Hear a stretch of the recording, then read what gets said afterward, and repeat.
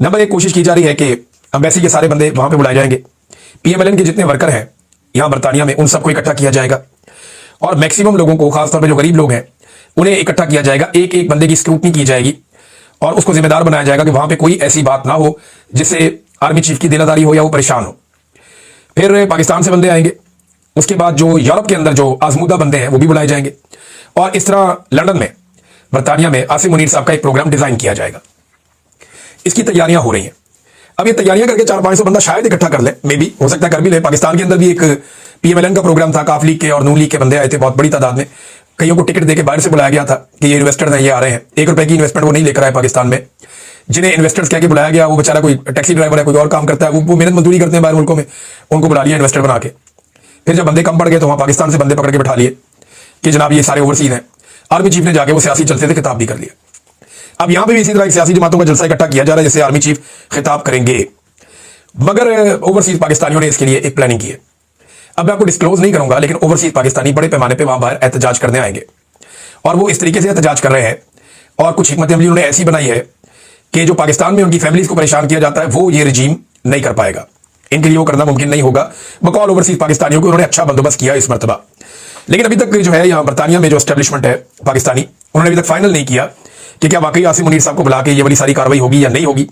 अगर तो ये सारा हो जाता है, लेकिन बतौर आर्मी चीफ उनका काम क्या है कि वो यहाँ पे आए और आके एक पब्लिक गैदरिंग से खिताब करें? कोई काम ही नहीं है।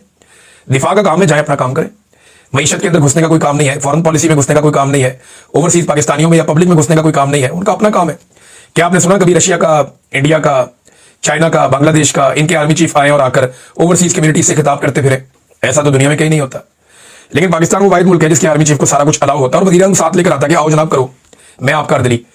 अब सूरत यह है कि पाकिस्तानियों को यह कहा जा रहा है एस्टेब्लिशमेंट की जानिब से, पहले भी कहा गया कई दफा, आज मुझे लोगों ने बाकायदा कंफर्म किया, ये भी बताया किस किसने कहा। वो कहते हैं जी हमें कहा जा रहा है कि आप नवाज शरीफ को गालियां दे लें, शहबाज शरीफ को दे लें, मरियम को दे लें, जरदारी को दे लें, मौलाना को दे लें, आप सियासतदानों को जितनी मर्जी गाली दें, बस आप आसिम मुनीर साहब को कुछ ना कहें। हमारी ये ख्वाहिश है कि आप सियासतदानों को गंदी गालियां दें, कुछ भी कहें, ये इसी काबिल है, लेकिन आप आसिम मुनीर साहब को कुछ ना कहें तो हम आपके लिए गुंजाइश पैदा कर देते हैं, आप अपना एहतजाज कर दें, हम अपना प्रोग्राम कर देते हैं। लेकिन जो ओवरसीज हैं उन्होंने कहा जी कि हमने कंपेन चलानी है, एक नो एक्सटेंशन, यानी एक्सटेंशन के खिलाफ एक तहरीक चलाने का वो इरादा रखते हैं ओवरसीज पाकिस्तानी आने वाले दिनों में। दूसरा, जो कॉमनवेल्थ के खिलाफ भी एक एहतजाज की कॉल जो है वो अब शुरू होने जा रही है, इसके ऊपर गौर कर रहे हैं ओवरसीज पाकिस्तानी के कॉमनवेल्थ ने रिपोर्ट क्यों नहीं अभी तक जारी की, इतना अरसा क्यों छुपा कर रखी, इस पे भी वो एहतजाज करने जा रहे हैं। और जो पाकिस्तान में बरतानवी सफीर है उनके हवाले से मैंने देखा और सुना कि ओवरसीज पाकिस्तानियों के बड़े तहफुजात हैं।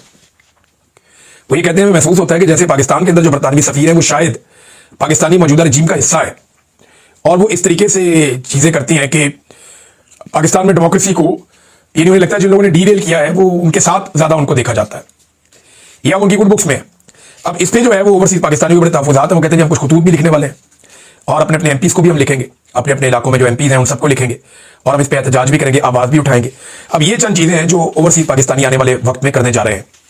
इसमें एक चीज मैं आपको और बताऊं कि आज के दिन में तोशाखाना 2 केस भी लगने वाला है अडयाला जेल में।